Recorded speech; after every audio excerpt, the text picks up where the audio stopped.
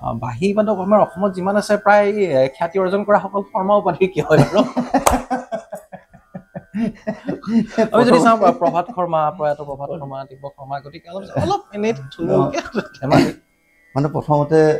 হহুৱাই দিছা আৰু মানে হয়তো কথাটো নকবানো কিয় কথাটো হৈছে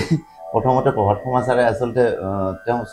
স্বনামধন্য এজন শিল্পী আৰু আমাৰ কাৰণে আটাইৰে গুৰু মানে অসমৰ বাঁহীৰ যিমানসকলে বাঁহী বুলিয়ে নহয় গীত সংগীত যোনে কৰি আছে আটাইৰে গুৰু বুলি ক'লে একেবাৰে ভুল নহয় আৰু বাঁহীৰ ক্ষেত্ৰততো বিশেষভাৱে প্ৰভাত শৰ্মা ছাৰে বহুখিনি আগবঢ়াই লৈ গৈছিলে আৰু বিশেষকৈ আছামিজ ফ'ক মিউজিকখিনি বিশেষকৈ থলুৱা